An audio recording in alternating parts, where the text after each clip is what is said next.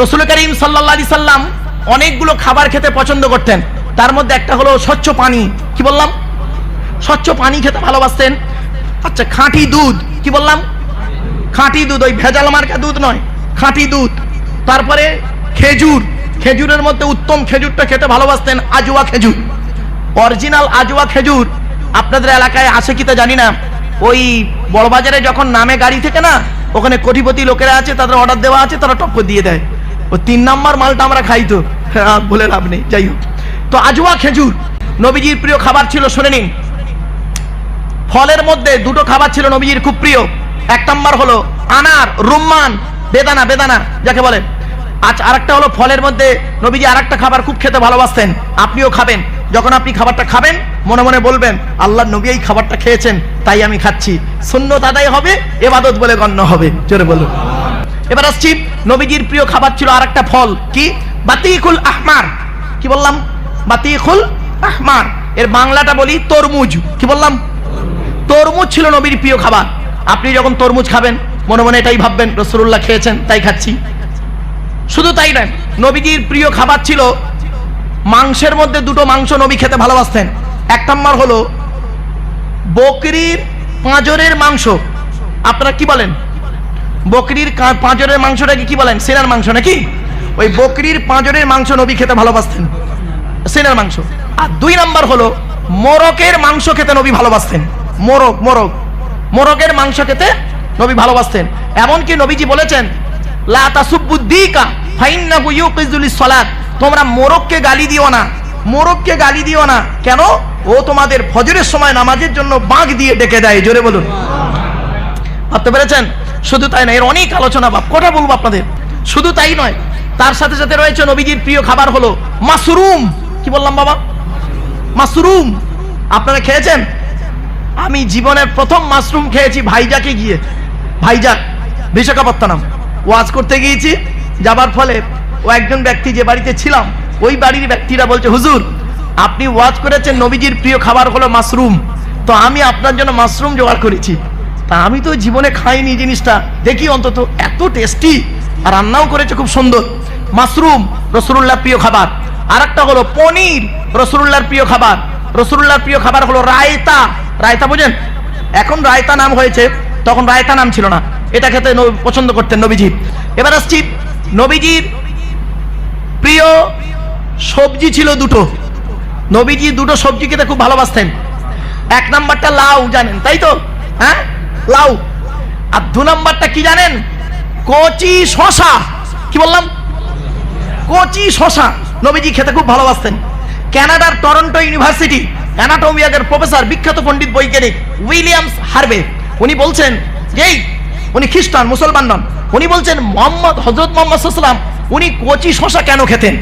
গবেষণা করে দেখছেন, উনি বাপরে বাপ, বলছেন শশা যদি কোনো মানুষ খায়, ব্রেন ঠিক থাকে, সুগার ঠিক থাকে, প্রেশার ঠিক থাকে, হার্ট ঠিক থাকে, লিভার ঠিক থাকে। শুধু তাই নয়, রক্তের চাপটাও ঠিক রেখে দেয়। শুধু তাই নয়, রক্তটাকে পরিষ্কার করে দেয়। এবং শুধু তাই নয়, পেট পরিষ্কার রাখে। শশা নিজে হজম হতে পারুক আর না পারুক, অপরকে হজম করে মাল বের করে দেয়। 1500 বছর আগে যে খাবারটা নবী খেলেন, সেই খাবারটাকে নিয়ে অমুসলিমরা গবেষণা করলো, আর আমরা বিরিয়ানির পরে খেয়ে কম পড়েছে গালাগালি করে বাড়ি গেল। রাগ করবেন না বাবু, বাস্তব কথা বলছি। নবীজি বলেছেন খাবার তরিকা কি, নবীজি বলেছেন খাবার নিয়ম কি। খেতে গেলে খাবার আগে হাত ধোবে, খাবার আগে দস্তরখানা বিছাবে, খাবার আগে লবণ বা পানি গালে দেবে, খাবার আগে দোয়া বলবে। 3 আঙুলে নবী খাবার তুলতেন। ক আঙুলে? তাড়াতাড়ি। 3 আঙুলে খাবার তুলতেন, 5 আঙুলে গালে দিতেন, ভালো করে চিবিয়ে হজম করে বের করতেন। এ চাচা নবী ভক্ত, বেবাড়িতে দাওয়াত খেতে গেছে, 3 আঙুলে মাল তোলে, 5 আঙুলে মাল তুলছে, গবা গব গবা গব গবা গব মারতেছে। ঠিক না বেটি? নবীজি বলেছেন খেতে খেতে যদি পানির পিপাসা পায়, 3 ঢোকে পানি পান করবে, ঢক ঢক ঢক ঢক করে পানি পান করবে না, 3 ঢোকে পানি পান করবে। পানি পান করার পরে কি বলবে? ওয়াসাকাহুম রাব্বুহুম শারাবান তাহুরা। হয়ে গেল। এরপরে নবীজি বলেছেন খাওয়া হয়ে গেলে আঙুলটাকে ভালো করে চাটবে। আঙুল চাটা সুন্নাত, তাই তো? ওই টরন্টো ইউনিভার্সিটি অ্যানাটমি বিভাগের প্রফেসর, বিখ্যাত পণ্ডিত বৈজ্ঞানিক উইলিয়ামস হার্ভে, উনি বলছেন মুহাম্মদ সাল্লাল্লাহু আলাইহি ওয়াসাল্লাম আঙুল চাটতে কেন বললো? চল তো গবেষণা করে দেখি। উনি বলছেন মানুষ যখন খাবার শেষে আঙুলটাকে চাটে, ওর মুখের মধ্যে একটা লালা গ্রন্থি থাকে, ওই লালাটা যত বেরোবে হজমের উপকার হবে। 1500 বছর আগে আমার নবী যে কাজটা বলে গেলেন, সেটা আজকে প্র্যাকটিক্যাল করে বৈজ্ঞানিকরা পেয়ে গেল। জোরে বলুন সুবহানাল্লাহ। আমরা কোনোদিন ভাবিনি। শুধু তাই নয়, এরপরে নবীজি বলেছেন যে প্লেটে খাবেন প্লেটটাকে পরিষ্কার পরিচ্ছন্ন করে খাবেন। আল্লাহ নবীর স্ত্রী আম্মা জান আয়েশা বলছেন 1000টা প্লেট যদি আমার সামনে দেওয়া হয়, আল্লাহর নবী যে প্লেটে খেয়েছেন ওই প্লেটটাকে আমি আগেই বুঝতে পারতাম আল্লাহর নবীর প্লেটটা অত্যন্ত পরিষ্কার থাকতো। জোরে বলুন। আর আপনি খেতে গেছেন, প্লেটটা জাবড়া রেখে দিয়েছেন। নবীজি বলেছেন কতটা পরিমাণ খাবে, পেটটাকে 3টে ভাগে ভাগ করবে। প্রথম ভাগটা খাবার দিয়ে ভর্তি করবে, দ্বিতীয় ভাগটা পানি দিয়ে ভর্তি করবে, তৃতীয় ভাগটা ফুল ফাঁকা রাখবে, হজমের উপকার হবে। এ চাচা নবী ভক্ত বেবাড়িতে দাওয়াত খেতে গেছে, পেটটাকে 3টে ভাগে ভাগ করেছে। প্রথম ভাগটা লুচি মিষ্টি ঢুকিয়ে ভর্তি করেছে, দ্বিতীয় ভাগটা বিরিয়ানি ঢুকিয়ে ভর্তি করেছে, তৃতীয় ভাগটা দই মিষ্টি থামস আপ চাটনি পাঁপড় আর জায়গা নেই চাচার পেটে, চেপে চেপে চেপে চেপে পান মশলা রাস্তার ওপারে গিয়ে বমি করে দিয়েছে। এই বেবাড়িতে গিয়ে নাকি একটা লোক 70 পিস রসগোল্লা খেয়েছে, আর সে মানুষের বাচ্চা না কুমিরের বাচ্চা। মিষ্টি খাওয়া সুন্নত বলে 70 পিস। আর ইবাদত কাকে বলে? যে কাজে শুরু হবে আল্লাহর নাম, শেষ হবে আল্লাহর নাম, নবীর তরিকায় কাজটা হবে, অর্থাৎ মুহাম্মদ সাল্লাল্লাহু আলাইহি ওয়াসাল্লামের তরিকায় কাজটা হবে, টোটাল কাজটা ইবাদত বলে গণ্য হবে। তো নবীজি খেয়েছেন, আপনি খাচ্ছেন, মনে মনে এটাই করুন যে আল্লাহ তোমার নিয়ামতের খাবার আমি খাচ্ছি, আপনার নবীও খেয়েছেন তাই আমি খাচ্ছি, ইবাদত বলে গণ্য হলো, সুন্নতটাও আদায় হলো। চলুন, কোন ছেলেকে জামাই করবেন? যে ছেলের মধ্যে 2টো গুণ পাবে। কটা যাই তাই ছেলেকে জামাই করবে না। এই মা বোনেরা, যুবতী মেয়েরা শুনে নাও, যাকে তাকে যেই কোনো ছেলেকে জামাই পাল্লায় পড়ুনি, প্রেমে কোনো ছেলের পাল্লায় পড়ুনি। মনে রেখো সব ছেলে সমান নয়। আর খালি একলা বাপের একটা ছেলে থেকে বিয়ে করতে যাওনি, ভালো করে দেখবে ছেলেটা যাচাই বাছাই করবে। অনেকে তো মেয়েকে যাচাই বাছাই করে, ছেলেটা যাচাই বাছাই করেন না, ভালো করে যাচাই বাছাই করবেন। অনেক মেয়ে ছেলে আছে বোকার মতো বোঝে না, হ্যাঁ, ও লেখাপড়াই করে না, 420 বা ছেলে, কিচ্ছু নেই, বেকার জিনিস। ও করেছে কি, ওর বন্ধু একটা মোটরসাইকেল কিনেছে, বন্ধুকে বলেছে বন্ধু আল্লাহর কিরে ভাই তোর মোটরসাইকেল একটু দিবি, আমি একটু ঘুরে আসবো। তা বন্ধুকে বলছে যাই একটু চালা। তো চালাতে দিয়েছে, ও সোজা নতুন মোটরসাইকেল এনে ওর প্রেমিকার ঘরের সামনে দাঁড়িয়ে আছে। কে রে? ঢেকে দাঁড়িয়ে আছে। ওর প্রেমিকা দুতলা থেকে দেখছে মেয়েটা দেখছে, ওরে বাবা, ছেলেটার প্রচুর টাকার মালিক, মোটরসাইকেল নিয়ে এসছে। হঠাৎ দেখছে ওখানে দাঁড়িয়ে অন্য একটা ছেলেকে ফোন করছে। ফোনটার দূর থেকে মেয়েটা দেখছে, ফোনটার পেছনের কভারটা হলো আপেল কামড়ার মানে আইফোন, আর সামনের দিকে মাল বোতাম টেপা।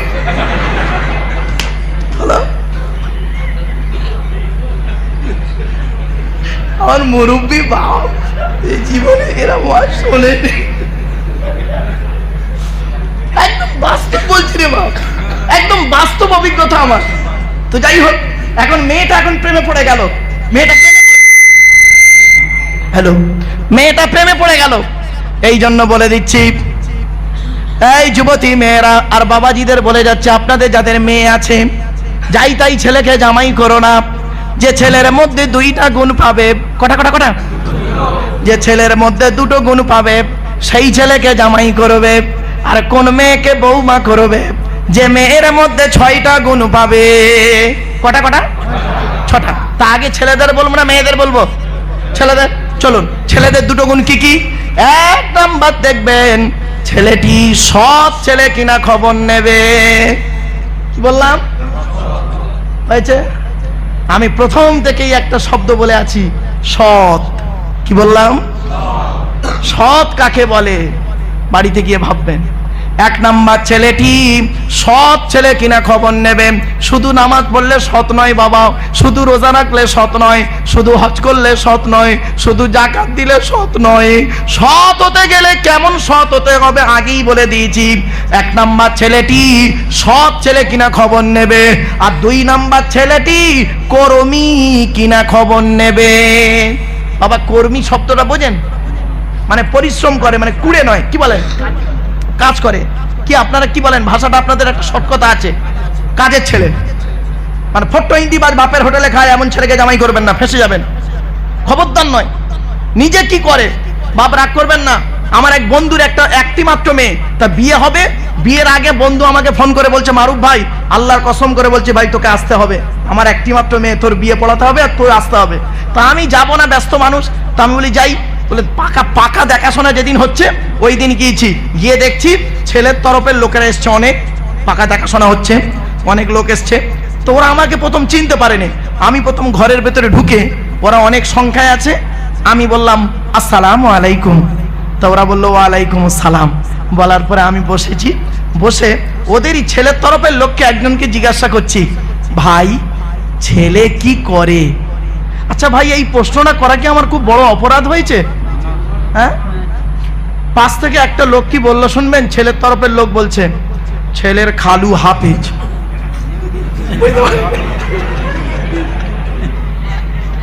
ছেলে কি করে বলে ছেলের খালু হাফেজ। ও ভাই ছেলে কি করে বল না, ছেলের খালু হাফেজ। রাগ করবেন না বাবা, বাড়ি থেকে ভাববেন, বাড়ি থেকে আমার এই কথাগুলো মূল্যায়ন করবেন। চলুন, 1 নাম্বার ছেলেটি সৎ ছেলে কিনা খবর নেবে, 2 নাম্বার ছেলেটি কর্মী কিনা খবর নেবে। মেয়েদের কটা গুণ লাগবে বলেছি? 6টা। এই যুবক ছেলেরা ভালো করে শুনে নাও, মুসলিম কোরআনে আছে, মুসলিমাতিন মুমিনাতিন কানিতাতিন তাইবাতিন আবিদাতিন সাইহাতিন সাঙ্গিবাতিন ওয়া আবকারা। কোরআনের 28 নম্বর পারার 19 নম্বর পৃষ্ঠা, সূরার নাম সূরা তাহরিমের 5 নম্বর আয়াত। 1 নম্বর দেখবে ছেলেটি মেয়েটি মুসলমান কিনা খবর নেবে। 2 নম্বর মেয়েটি বিশ্বাসী মুমিনা মেয়ে কিনা খবর নেবে। 3 নম্বর খবর নেবে মেয়েটি আনুগত্যশীলা মেয়ে কিনা খবর নেবে। দূর থেকে খবর নিয়ে দেখবেন মেয়েটি ওর বাপ আর মাকে ভক্তি শ্রদ্ধা করে কিনা খবর নেবেন। যদি দূর থেকে খবর নিয়ে সঠিক তথ্য পেয়ে যান মেয়েটি ওর বাপ আর মাকে ভক্তি শ্রদ্ধা করে না, খবরদার ওই মেয়েকে জীবনে কোনোদিন বৌমা করবেন না। ও যত বড় হাজী সাহেবের মেয়ে হোক, যত কোটিপতির মেয়ে হোক, আর যত সুন্দরী মেয়ে হোক, খবরদার ওই মেয়েকে কোনোদিন বৌমা করবেন না। ওর নিজের বাম্মাকে ভক্তি শ্রদ্ধা করে না, তোমার বাম্মার পাতে সহজে 1 থালা ভাত দিতে চাইবে না। ঠিক না বেটি? বেশিরভাগ মেয়ে দেখবেন মেয়েদের যখন বিয়ে হয়, একই ব্যক্তি মেয়ে নারী যাত্রার কিরকম একটা পরিবর্তন দেখুন। একই নারী 30 বছরের পার্থক্য কিরকম হয়ে যাচ্ছে দেখুন। মেয়েটার যখন বিয়ে হয় ও তখন আলাদা খাবার লাইন করে, ঠিক না বেঠিক? আর ওই মেয়েটার যখন ছেলের বিয়ে হয়, শাশুড়ি হয়, ও তখন একসাথে খাওয়ার হাদিস শোনায়, ঠিক না বেঠিক? ও যখন বউ ছিল তখন আলাদা খাবার লাইন করেছে, আর ও যখন শাশুড়ি হয়েছে একসাথে খাবার হাদিস শোনাচ্ছে। কি আশ্চর্য! নারী জাতিকে চেনা খুব মুশকিল। আমার মা বোনরা যা অবস্থা করছে, আমার গাড়ির চাকার হাওয়া না খুলে দেয়। রাগ করে না মা, অসুবিধা নেই মা, বাস্তব কথাটা বলছি। নারী জাতির শত্রু দুটো। কটা? নারী জাতির শত্রু দুটো। 1 নাম্বার হলো সতী, আর 2 নাম্বার হলো ননদ। কি বললাম? ননদ। এজন্য যুবক ছেলেদের বলি, বিয়ে করার আগে বোনকে যদি ছোলা চিনি যা কিছু দেবে, স্ত্রীকে না জানিয়ে দেওয়াটাই উত্তম। এই বর্তমান পরিস্থিতির দিকে লক্ষ্য রেখে বললাম। আর এ বোকা বোঝে না, বউ পাগলা বিবির গোলাম। বোনকে একটা শাড়ি দিচ্ছে, বউকে জানিয়ে, দেখো সোনা এটা বোনকে দিচ্ছি, ওর কলজে ফেটে যাবে। বোকা কথাকারে, বউকে না জানিয়ে দেওয়াটাই উত্তম। আরে বোকা বোঝে না তো কেন? আচ্ছা কেন বইয়ের অনুমতি নেবে না? কেন নেবে না বইয়ের অনুমতি? ওকে নিতেই হবে বইয়ের অনুমতি। কেন জানেন? যেদিন বিয়ে পড়ানো হয়েছিল, বাসর রাত, ফুলসজ্জার রাতে বলেছিল 50,000 টাকা 5 ভরি সোনা ইয়াম্মা গাড়ির বিনিময়ে আজ থেকে আমি তোমার বাপের কেনা চাকর গোলাম হইয়া গেলাম। তুমি যাহাই বলিবে তাহাই শুনিব। যদি গন্ডগোল করি কোনো মারিতে দ্বিধাবোধ করিবে না। তোমার বিনা অনুমতিতে অন্য কোনো কাজ করিব না। যদি করিয়া থাকি জেল খাটিয়া মরিব।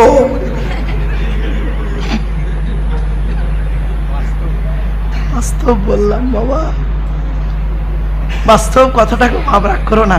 বিয়ের পণ্য হারাম, সুদ খাওয়া, মদ খাওয়া, ঘুষ খাওয়া তো হারাম, বিয়ের পণ্য মাটাও হারাম। অনুরোধ করে বলে যাচ্ছি বাবা, সাম্মা উনালিল কাজিবি আক্কালুনা লিসুহুদ।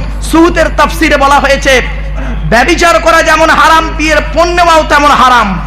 বাবা অনুরোধ করে বলে যাচ্ছি, বাপ অনুরোধ করে বলে যাচ্ছি, ওই জিনিসটাকে বর্জন করুন। অনেক মানুষ আছে দেখবেন ওইগুলোতে আগেই সুদ খায় না, কিন্তু এটা করে ভালো। নারী জাতির আর একটা অভ্যাস বলছি, রাগ করবেন না মা বোনেরা। নারী জাতির আর একটা অভ্যেস শুনবেন। আচ্ছা, 1 নম্বর শত্রু কি বলেছি? সতীন। মানে নারী জাতির অভ্যাস হলো যে স্ত্রী অভ্যাস হলো, নারীর অভ্যাস হলো সব ভাগ দেবে, স্বামীর ভাগ কাউকে দেয় না, তাই তো নাকি? এই দেখেন কি হচ্ছে, স্বামী মরে যায় যাক, সতীন তো বিধবা হলো, ও নিজে যে বিধবা হয়ে গেছে ওর খেয়াল নেই। স্বামী মরে যায় যাক, সতীন তো বিধবা হলো, মানে সতীনকে জব্দ করতে গিয়ে স্বামী মরে গেছে, ওর স্বামীও যে মরে গেছে ওর খেয়াল নেই। শুধু তাই নয়, রাগ করো না মা বোন, অনুরোধ করে বলে যাচ্ছি, আল্লাহর কোরআনের আয়াত দিয়ে বলে গেলাম মা বোনেরা। তার 3 নাম্বার হলো কনিতাতিন, আনুগত্যশীলা মেয়ে কিনা খবর নেবে। 4 নাম্বার হলো তাইবাতিন, তওবাকারী মেয়ে কিনা খবর নেবে। এই যুবক ছেলেরা, 5 নাম্বার হলো আবিদাতিন, ইবাদতকারী মেয়ে কিনা খবর নেবে। মেয়েটা 5 ওয়াক্ত নামাজ পড়ে কিনা খবর নেবে, মেয়েটা রমজান মাসে রোজা রাখে কিনা খবর নেবে। আর একটা কথা বলছি, রাগ করো না যুবক ছেলেরা, মুরব্বীরা বুঝতে না পারলেও যুবকরা বুঝে ফেলবে। তুমি ক নাম্বার? এই বাচ্চাটা আসছে, বাপরে বাপ। 6 নাম্বার হলো সাইহাতিন, রোজাদার মেয়ে কিনা খবর নেবে। এই 5টা গুণ 6টা গুণ বিশিষ্ট মেয়েকে যদি বৌমা করো, দুনিয়াতে শান্তি সম্মান পাবে, আল্লাহ চাইলে আখিরাতে জান্নাত পেয়ে যাবে। 1 নাম্বার স্বামী হিসাবে কতটা ভালো, কিয়ামতের মাঠে আপনাকে জবাব দিতে হবে। 2 নাম্বার হলো পিতা হিসাবে কতটা ভালো। আল্লাহ নবী বলেছেন 3 ব্যক্তি, প্রত্যেক হাক্কুল ওয়ালিদি আলাল ওয়ালাদি সালাসাতু আশিয়াম। 1 নাম্বার নবীজি বললেন পিতামাতার দায়িত্ব হলো ছেলে মেয়ের উপরে 3টি। কটা? 3টে। যারা বাপ হয়েছেন শুনে নিন, 3টে দায়িত্ব ছেলে মেয়ের উপরে আপনার পালন করতে হবে। যদি পালন না করেছেন, কিয়ামতের মাঠে আল্লাহ আপনাকে ধরবে। কি? আইয়াকসিনা ইসমাহু, ছেলে মেয়ে জন্মগ্রহণ করলে সুন্দর সুন্দর নাম রাখবে, সুন্দর সুন্দর নাম রাখবে। আব্দুল্লাহ, আব্দুর রহমান নামটা আল্লাহর খুব প্রিয় নাম। এ মুসলমানের বাচ্চা নাম রেখেছে নালটু, চল্টু, মল্টু, বুলটু, এসব নামের কোনো ফ্রি? হ্যাঁ, না হিন্দু না মুসলিম, বাপি। লিটন মোল্লা, আরে বাস্তব বলছি। পশ্চিম মেদিনীপুর, শুনে নিন, এখন তো মেদিনীপুর ভাগ হয়েছে। পশ্চিম মেদিনীপুর চন্দ্রকোনা থানা, গ্রামের নামটা আর বললাম না, পোস্টটা বললাম না, থানা জেলাটা বললাম। চন্দ্রকোনা থানা, পশ্চিম মেদিনীপুর। আমি যেখানে খতম তারাবি পড়াতে যেতাম 1990 সালে কথা বলছি, 1990 এর পরে ওখানে গিয়েছি। তো গিয়ে দেখি মসজিদের পাশেই একজন ভদ্রলোক, তার 5টা ছেলে। 5টা ছেলের নাম শুনবেন, 5টা ছেলের নাম শুনুন। বড় ছেলেটার নাম Newton, Dalton, Washington, Hamilton, Milton. আর নিউটন হলো বড় ছেলে, ওর একটা ছেলে হয়েছে, তার নাম রেখেছে ডন। 5টাই হাফ পাগলা। গ্রামের নামটা বলে, সেদিন ওয়াজ করতে গিয়েছি, ওই এলাকায় গিয়েছি, ওয়াশিংটন এসছে আমার সঙ্গে দেখা করতে। হুজুর আমি ওয়াশিংটন। হ্যালো, আচ্ছা, বুঝলেন বাবা? খবরদার নয়, সন্তানের নাম রাখবেন, সুন্দর সুন্দর নাম রাখবেন, আল্লাহ খুশি হবে। প্রত্যেক পিতামাতার দায়িত্ব হলো ছেলে মেয়ের উপরে 3টি। 1 নাম্বার হলো সুন্দর নাম রাখতে হবে, ডান কানে আজান দেবে, বাম কানে একামত দেবে, আর অর্থ থাকলে আকিকা করবে। এটা দায়িত্ব বাম্মা, এ বাপ করে না। অনেক ছেলে আছে, দেখ, অনেক বাপ আছে এখানে বসে আছেন, রাগ করবেন না, খালি বাপ বলে দাবি করেন, বাপের দায়িত্ব পালন করেছেন? আপনি দায়িত্ব পালন করেছেন? চলুন দেখি, দায়িত্ব যদি পালন করতেন এইগুলো করেছেন কি? অনেকে করেছে কি জানেন? আল্লাহর নবী বলেছেন, আমি বলিনি, নবীজি বলেছেন কি, এই পিতামাতা, তোমাদের জন্ম দেওয়া ছেলে মেয়ের সামনে স্বামী স্ত্রী কোনোদিন একে অপরকে গালি দেবে না। আমার বাপ যদি আমার মায়ের সামনে আমাকে গালি দেয়, আমার সামনে আমার মাকে যদি আমার বাপ গালি দেয়, ওই গালটা আমি আব্দুল্লাহিল মারুফ আগে শিখবো। ঠিক না বেঠিক? আপনাদের এলাকায় কোনো বাচ্চা ছেলে যদি গালি দেয়, আপনারা তাকে কি বলেন? এই ছি, পরিবেশ খারাপ, পরিবেশ খারাপ, খোদার দেওয়া পৃথিবী খারাপ, আল্লাহর দেওয়া আকাশের পানি খারাপ, আল্লাহর দেওয়া জমিন খারাপ, আল্লাহর দেওয়া সূর্যের কিরণ খারাপ। খারাপ নয়, আল্লাহর দেওয়া অক্সিজেন খারাপ নয়, তুমি বাম্মা খারাপ। ডাইস যদি ভালো হয়, ও ডাইস থেকে যে মালটা বেরোবে ভালোই বেরোবে, আর ডাইসটা যদি বেঁকা হয়, ও ডাইস থেকে যে মালটা বেরোবে বেঁকাই বেরোবে। ডাইসটার নাম হলো বাপ আর মা। ঠিক না ঠিক? অসুবিধা হচ্ছে না? চলুন এগিয়ে যাচ্ছি। 2 নাম্বার, ওয়াইজা ওয়ালাদা ওয়ায়ুআল্লিমুহুল কিতাব। নবী বলেছেন ছেলে মেয়ে যখন কথাবার্তা বলতে শিখবে তাকে কোরআনের শিক্ষা দেবে, লেখাপড়া শেখাবে। কোরআনে লেখা আছে, শুনে নিন, কোরআনে লেখা আছে 82 থেকে 83 জায়গায় নামাজের কথা বিভিন্ন অ্যাঙ্গেলে, আর 92 জায়গায় লেখা আছে লেখাপড়ার কথা। জোরে বলুন সুবহানাল্লাহ। 92 জায়গায় আছে লেখাপড়ার কথা, গবেষণার কথা। এ মুসলমান লেখাপড়াতে পিছিয়ে, লেখাপড়ায় পিছিয়ে। নবীজি বললেন উতলুবুল ইলমা মিনাল মাহাদি ইলাল লাহাদ, দোলনা থেকে নিয়ে কবর পর্যন্ত লেখাপড়া শেখো। আমরা তো লেখাপড়ায় পিছিয়ে। আমরা অল্প কিছু জেনে মনে করেছি বিশাল কিছু জেনে ফেলেছি। না বাবা, না বাবা, শুনে নিন।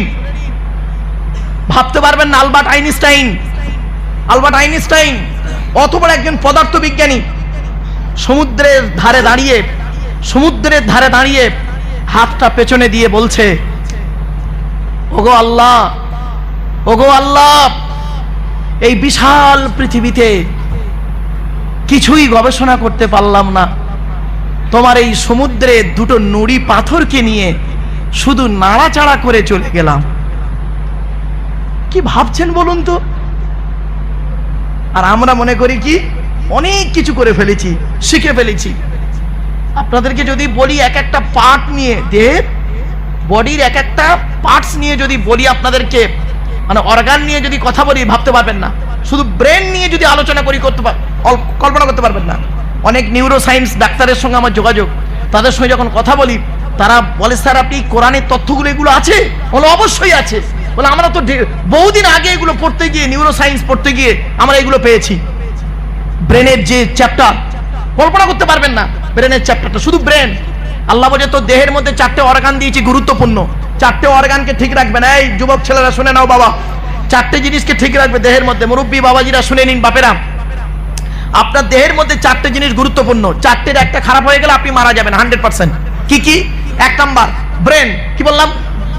ব্রেন, ব্রেনটাকে ঠিক রাখবেন। 2 নাম্বার ব্রেনের যে শিরা উপশিরা আছে, মেডিকেল সায়েন্স বলছে ব্রেনের যে শিরা উপশিরা আছে, একটা মানুষের ব্রেনের শিরা উপশিরাগুলো বের করে যদি আমরা ওই পরস্পর লাইন দিতাম, পরস্পর জুড়তাম, তাহলে পৃথিবীর এক প্রান্ত থেকে অপর প্রান্তে পৌঁছে যেত। জোরে বলুন সুবহানাল্লাহ। কি ভাবছেন? এমন একটা মেশিন আল্লাহ তৈরি করে দিলেন। এরপরে 2 নাম্বার হলো হার্ট। হার্ট এমন একটা জিনিস কল্পনা করতে পারবেন না, পৃথিবীতে আজ পর্যন্ত কেউ তৈরি করতে পারেনি। 3 নাম্বার হলো লিভার। লিভার, কি বললাম? লিভার। লিভারটাকে ঠিক যদি রাখতে না পারেন আপনি মারা যাবেন। লিভার ক্যান্সারে ম্যাক্সিমাম লোক লিভার ক্যান্সারে মারা যাচ্ছে। কেন জানেন? তাদের খাওয়া দাওয়া ঠিক মতো নেই, রাত ঠিক মতো, মানে আল্লাহ বলেছেন রাতে ঠিক টাইমে ঘুমাও, ঠিক টাইমে ঘুম থেকে ওঠো। তুমি ফজরের সময় উঠে পড়ো, ফজরের আগে উঠে পড়ো, ফজরের নামাজটা পড়ো, আবার এশার নামাজের পরে খেয়ে দিয়ে ঘুমিয়ে পড়ো। তোমরা তো ঘুমাও বাবা রাত 2টোর সময় ঘুমাও আর সকাল 9টায় ওঠো। সুতরাং ফজর কখন হয় তোমরা জানো না, তো তোমাদের গ্যাসের রোগ হবে না তো হবে কার? রাগ করো না বাবা, অতি বাস্তব কথা বললাম। কথাটা হয়তো শুনতে খারাপ লাগলো, আল্লাহর কোরআন নবীর হাদিস বহির্ভূত চললাম আমরা। শুধু তাই নয়, 4 নাম্বার হলো কিডনি। কি বললাম? Kidney, kidney. এই 4টে জিনিস হচ্ছে গুরুত্বপূর্ণ।